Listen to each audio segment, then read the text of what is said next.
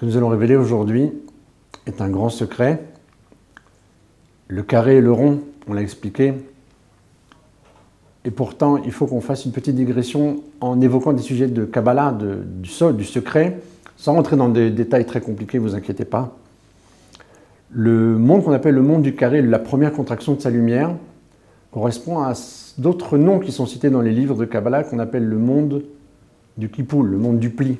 Pourquoi on parle de pli ou du malbouche, le fait qu'on habille une partie sur l'autre partie, de quoi on parle là-bas, de quoi s'agit-il? Eh bien, c'est l'exemple très simple de prendre un carré et de le plier en deux. Vous obtenez à ce moment-là un rectangle. Okay. Et ce rectangle, eh bien, c'est la définition même de ce monde-là. Pourquoi? Parce que le carré, c'est les lettres de Yud, Ke, Vav, Ke, les 4 lettres du nom ineffable de Dieu, qui correspondent même à 4 mondes, à 4 saisons, tout ce qu'on a l'habitude de voir dans la Torah, tout autour du 4. Et lorsqu'on replie eh bien, les 2 premières lettres sur les 2 dernières, eh bien, on a ici un monde qui s'appelle le monde du pli, le monde de ce rectangle-là. Il s'avère, si vous avez des images que vous pouvez regarder un peu partout dans les livres ou sur Internet, il s'avère que le premier Beth Amikdash avait une forme rectangulaire, dans son ensemble, dans l'édifice, dans sa totalité. Le deuxième également. Lorsque l'on rejoint ces 2 rectangles-là, eh bien, on obtient un carré, c'est la forme absolue du troisième Beth Amikdash. Il y a sur cela, je vous invite à le regarder sur différents sites, sur Internet ou autres. Le troisième Beth Amikdash est un carré magnifique, un carré parfait.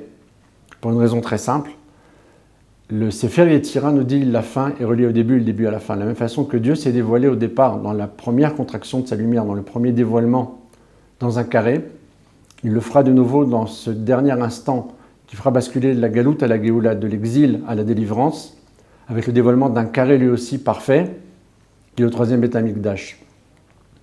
Et pourquoi j'explique tout cela? Parce qu'il faut bien savoir qu'à l'encontre des 2 premiers qui sont fabriqués par la main de l'homme, le troisième, eh bien, c'est un verset que l'on lit à la fin de Az Yashir. Justement, lorsque on cite là-bas la résurrection des morts, cette fameuse Shira, ce chant de Moshe lorsque la mer va s'ouvrir.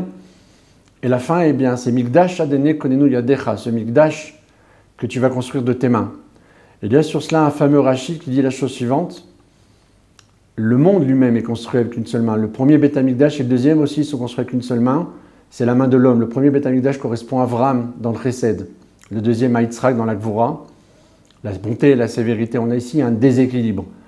Ils ont été fabriqués par l'homme, par la main de l'homme. Et de fait, ils ont été détruits. Parce que la construction que l'homme pourra faire, pourra édifier, sera nécessairement finie. L'homme est faillible, l'homme a une fin. Le troisième Beth Amikdash sera fabriqué par Dieu lui-même. C'est ce que dit Rashi là-bas. Quand est-ce qu'on aura un édifice construit par ses 2 mains, par tes 2 mains à toi, Dieu? Eh bien, lorsque Dieu sera dévoilé dans le monde, dans la Géoula, dans la délivrance éternelle. C'est ce Rashi là-bas qui nous apprend que le troisième Beth Amikdash, à l'encontre des 2 premiers, ne sont pas des rectangles, mais justement la réunion de ces 2 premiers, comme Avraham et Yitzhak vont donner naissance à Yaakov, l'axe de droite et de gauche vont donner naissance au Tiferet, à l'harmonie qui est Israël.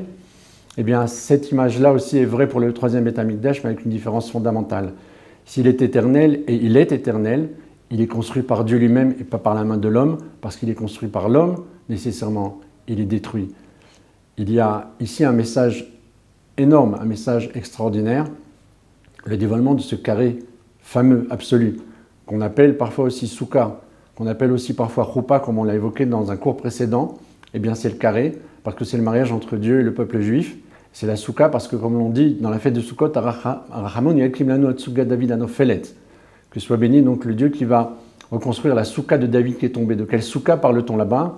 Bien entendu, on est dans la fête de Sukkot, mais là-bas on évoque le troisième Beth Amikdash, qui sera reconstruit par le Mashiach lui-même.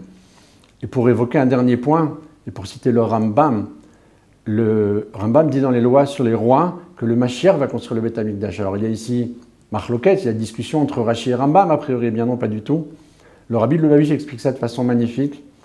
Il dit qu'en réalité, ce que dit Rashi lorsqu'il explique que le troisième Beth Amikdash sera fabriqué par Dieu, ce qui en fera un édifice éternel, et que le Mashiach, comme dit le Rambam, est celui qui va le construire, eh bien il dit la chose suivante. Le Rabbi dit qu'il n'y a aucune contradiction entre les deux. Le troisième Beth Amikdash sera effectivement la construction du Créateur, de là sa notion d'éternité, mais le Mashiach sera celui qui terminera le travail. Et lorsqu'on termine le travail, c'est bien connu dans la halacha, eh bien le nom de celui qui a terminé et celui qui est évoqué comme étant celui qui a fait le travail. Ce qu'on appelle un peu dans les lois de Shabbat le Makébé Patish, ce dernier coup qu'on donne pour terminer l'œuvre. Eh bien la dernière porte, sera posé par le Mashiach et par cela même on attribuera sa construction à cet homme-là. Le Beth Amikdash viendra de Dieu et le Mashiach terminera le travail. On a ici Rashi, on a ici le Rambam et on a ici cet édifice absolu, ce carré magnifique qui était premier lors de la création du monde et qui se dévoilera dans la Géoula, on espère encore aujourd'hui même, dans le troisième Beth Amikdash. Et pour révéler encore d'autres secrets, revenez avec nous la semaine prochaine, nous expliquerons encore d'autres points sur le carré et le rond.